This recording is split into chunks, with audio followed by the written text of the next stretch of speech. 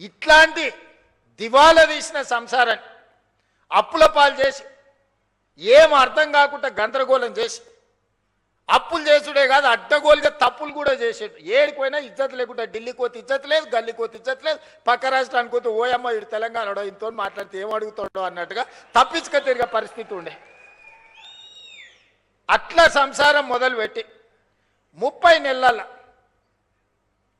సమాజంలో గౌరవాన్ని పెంచుకుంటూ సమస్యల్ని పరిష్కరించుకుంటూ విధ్వంసం అయిపోయిన తెలంగాణ వికాసం వైపు నడిపించుకుంటూ ఒకటొకటిగా సమస్యల్ని పరిష్కరించుకుంటూ మిమ్మల్ని అందరినీ సమన్వయం చేసుకుంటూ పొద్దున్న లేతే రాత్రి వరకు మీ మధ్యలోనే ఉండి తప్పించుక తిరగకుండా ఫామ్ హౌస్లో వండుకోకుండా ఎప్పుడైనా మీ మధ్యలోనే ఉంటే ఏం చేస్తారా కష్టం ఉందనంటే ఓ రోజు కోపం వస్తుంది, ఇంకో రోజు అయ్యో పాపం పిల్లగాడు ఏదో తిప్పలు పడుతున్నాడా నడవని సంసారం నడుపుతున్నాడు కదా అని అంటారు.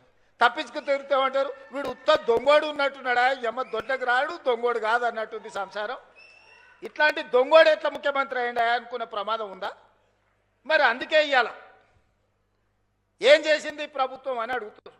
నేను సూటిగా కొన్ని లెక్కలు వ్యవసాయానికి రైతుల గురించే చెప్పదలుచుకున్న, మిగతా అన్నీ నేను ఈరోజు చెప్పదలుచుకోలేదు. ఎందుకంటే ఇది రైతుల పండుగ, ఇది రైతు వేదిక, ఇది శిల్పారామం కూడా ఒక రైతు వేదికగా మార్చి ఇవాళ మా వ్యవసాయ శాఖ కమిషన్ కోదండ రెడ్డి గారితో సహా మా సభ్యులందరూ ఈరోజు రైతుల కోసం మంచి ఎట్లా చేయాలన్న ఆలోచనతోని ఇవాళ వందలాది రైతు వేదికలలో ఇవాళ మనోళ్ళందరూ కూర్చొని ఉన్నారు.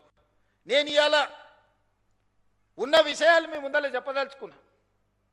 మీకు చెప్పకపోతే మీరు ఊరికెళ్ళి ఊర్లో మన పాలెళ్ళకో లేకపోతే మన దగ్గర ఉన్న వ్యవసాయ మన సహచరులకు చెప్పకపోతే ఈ సమస్య అనేది ఇట్లనే జటిలంగా మారుతుంది. ఇవాళ రైతు రుణమాఫీ 25,35,000 మంది రైతులకు 20,677 కోట్ల రూపాయలు 2 లక్షల వరకు రైతు రుణమాఫీ చేసిన మాట వాస్తవం కాదా? ప్రతి ఊర్లో రైతుల వివరాలు గ్రామ సభలలో చదివి వినిపించినాం. రైతు భరోసా ఆయన రైతు బంధు అన్నాడు. ఆ రైతు రాబంధు మీకు బకాయి పెడితే ప్రభుత్వం వచ్చిన ఎంబడే నెల తిరగక ముందే 7,000 కోట్ల రూపాయల పాత బకాయిలు మేం చెల్లించినాం. రైతు రాబంధువు మీ నెత్తి మీద పెట్టిపోతే నేను వచ్చి కట్టిన ఒడ్లు సివిల్ సప్లైస్ కార్పొరేషన్ కొని బకాయిలు పెట్టిపోతే ఉత్తమ్ కుమార్ రెడ్డి గారు వచ్చి ఈరోజు ఆ ఒడ్ల పైసలు ఆనాడు 2023 నాడు మీకు చెల్లించడం జరిగింది. ఇవాళ రైతు భరోసా 10,000 సంవత్సరానికి వాళ్ళు ఇస్తే 12,000కు పెంచి ఇప్పటి వరకు 27,000 పైచిలుకు కోట్ల రూపాయలు మీ ఖాతాలేసి ఇవాళ మరో 9,000 కోట్ల రూపాయలు వేయడానికి మొదటి విడత 9 రోజుల్లో మీ ఖాతాలో 9,000 కోట్లు వేయడానికి దాదాపుగా రైతు భరోసా మీద ఈ విడతతో కలిపితే 36,000 కోట్ల రూపాయలు ఈరోజు రైతులకు అందించిన చరిత్ర ఈరోజు ఈ ప్రభుత్వానిది. అదేవిధంగా కాంగ్రెస్ వస్తే కరెంటు ఉండదు, కాంగ్రెస్ వస్తే రైతులకి కరెంటు కష్టాలన్నారు. ఉచిత కరెంట్ ఎవరయ్యా కనిపెట్టింది? ఈ దేశంలో ఎవరికన్నా రైతులకు ఉచిత కరెంట్ ఇవ్వాలన్న ఆలోచన వచ్చిందా?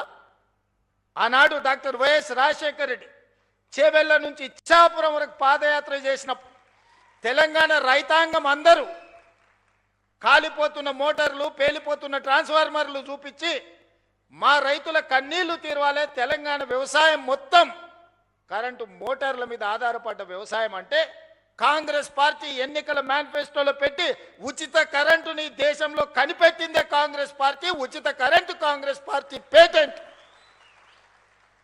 ఏ సన్నాసన్న ఉచిత కరెంటు మాది అన్నాడంటే మా అక్కలు చీపిరి కట్ట మలిపి కొడతారు. ఆ ఎల్ల చాలా మంది అన్నారు ఉచిత కరెంట్ అంటే బట్టలు ఆరేసుకోవాల్సి వస్తుందని.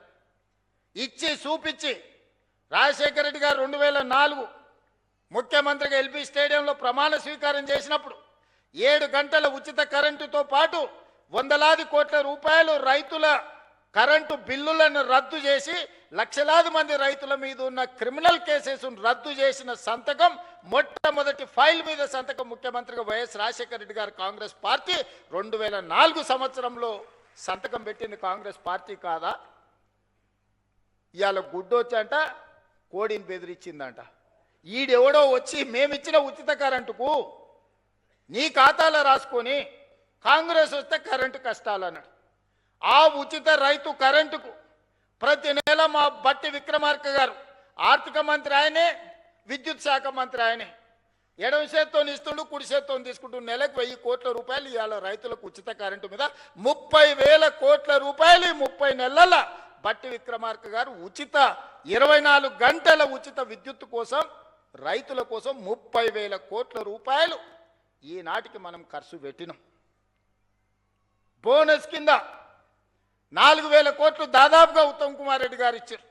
వ్యవసాయ పనిముట్లకు ఈరోజు తుమ్మల నాగేశ్వరరావు గారు 2,000 కోట్ల రూపాయలు ఖర్చు పెట్టారు. రైతు బీమా దాదాపుగా 3,500 కోట్ల రూపాయలు రైతు బీమా కోసం ఈరోజు మనం ఖర్చు పెట్టినాం. సివిల్ సప్లైస్ కార్పొరేషన్ 10 ఏళ్లలో వాళ్ళు కొనుగోలు చేసింది ఎంత, 2.5 ఏళ్లలో మనం కొనుగోలు చేసింది ఎంత ఒక్కసారి లెక్క పెట్టుర్రి. 10 ఏళ్లలో వాళ్ళు కొన్నది మొత్తం 1,68,000 కోట్లు అనుకుంటే ఖాళీ 2.5 ఏళ్లలో ఉత్తమ్ కుమార్ రెడ్డి గారు 80,000 కోట్ల రూపాయలు పైగా సివిల్ సప్లైస్ కార్పొరేషన్ నుంచి వడ్లు కొనుగోలు చేసి రైతులకు ఈరోజు రైతులకు ఇచ్చాడు.